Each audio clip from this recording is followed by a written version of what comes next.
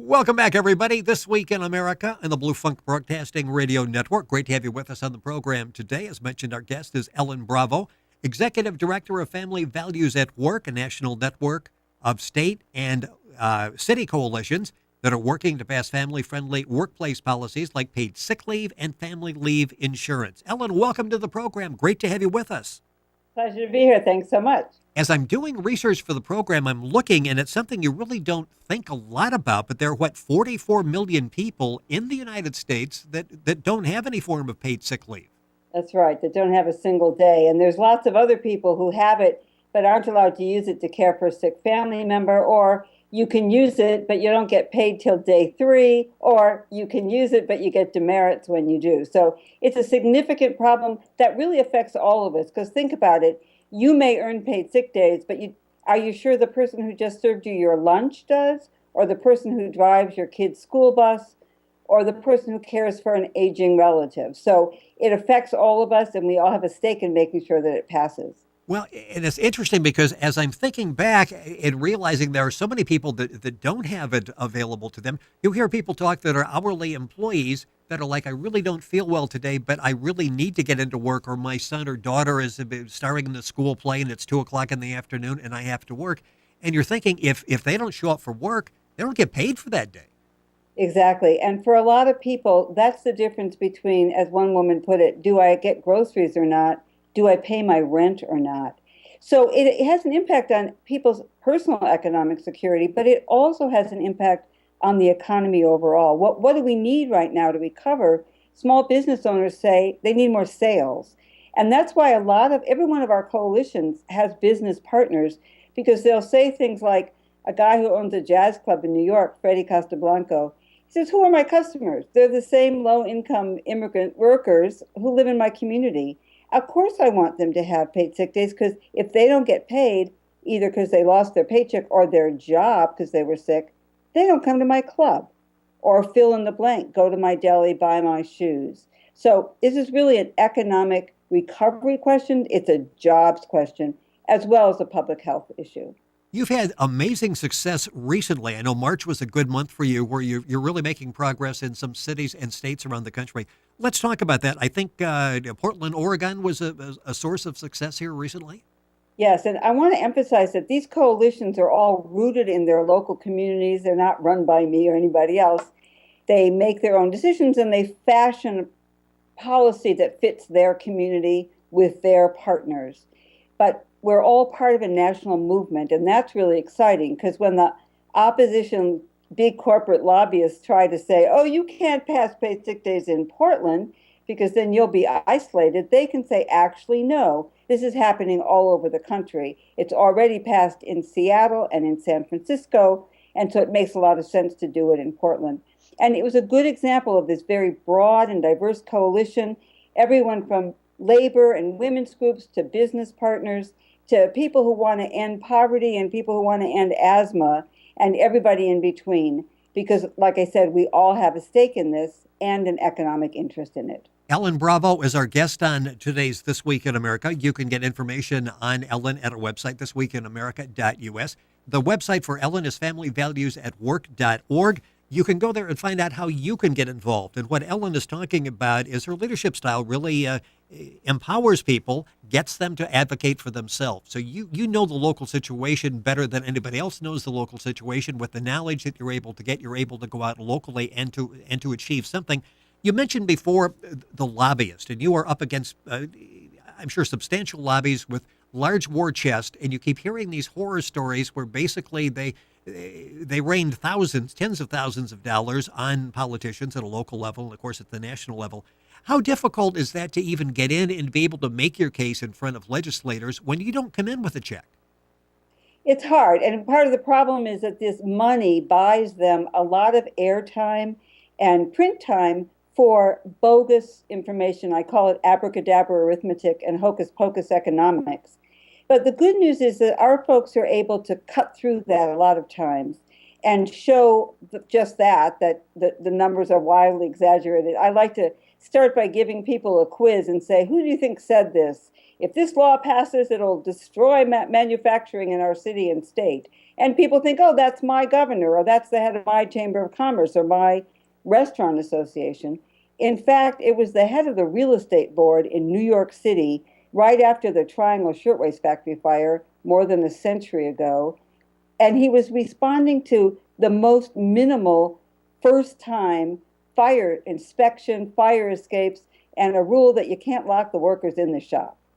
So, whether it was ending child labor, ending minimum wage, we've heard these sky is falling predictions before, and it doesn't happen. And the good news is that we now have a body of evidence. We've won in enough places for long enough time. So take San Francisco, where it's been the longest.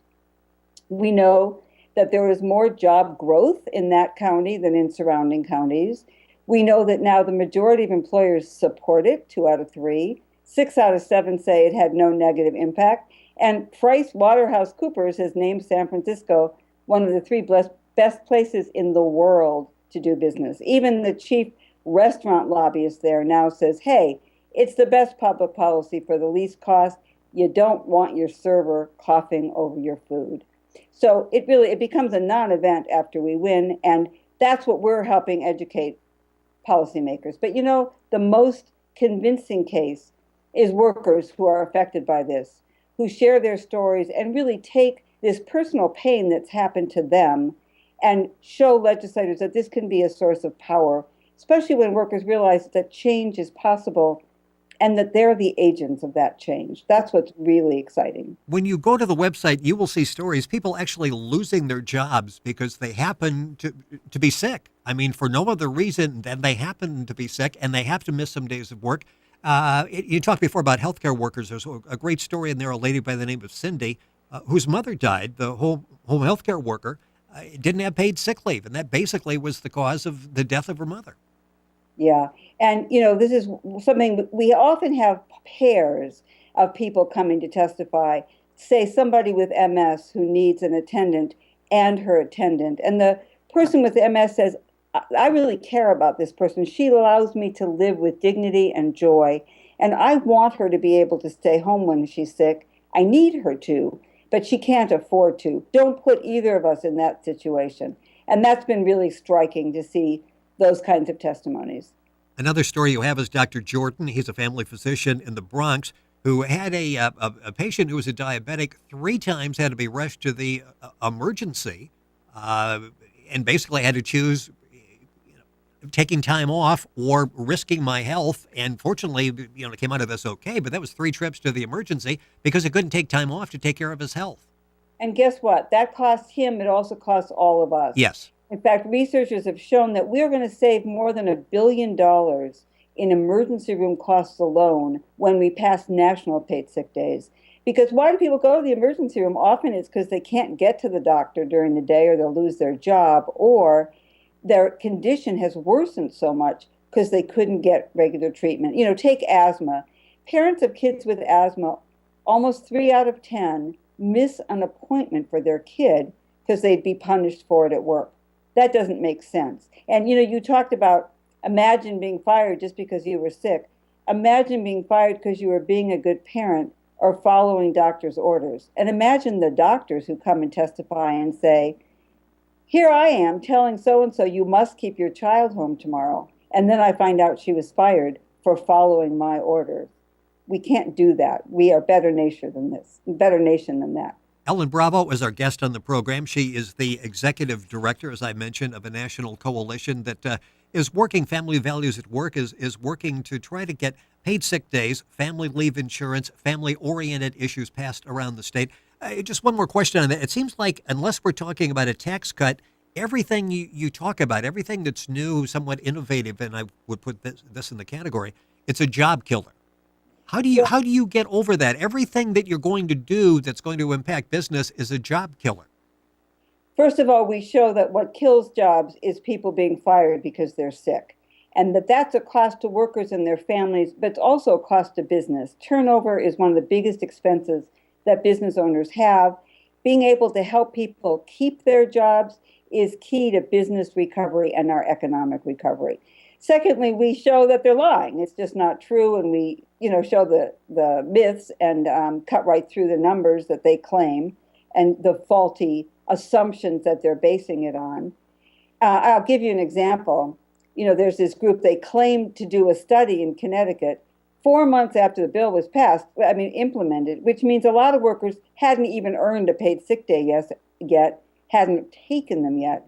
And yet they had business owners, a self-selected sample by their own admission, saying, oh dear, the sky is going to fall. At the same time, some of these businesses who had testified, oh, I'm going to have to close my doors if this passes, now have want ads out that they're hiring.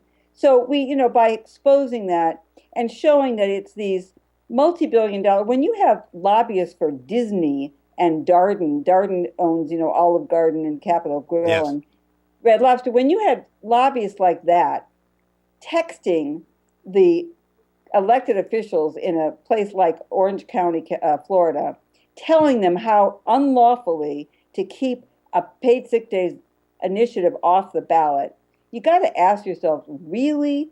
Are you living in fantasy land or are you living in the animal kingdom? Not anymore. We're not going to let you get away with this. And one by one, we're winning these victories and building the momentum that's going to lead us to a national bill. You were talking in New York City, and let's talk about the legislation. We've talked about what you're attempting to accomplish. What is reasonable? What are you pitching? And we'll use New York as an example. What are you asking businesses to do in New York to cover people so they have a number of sick days?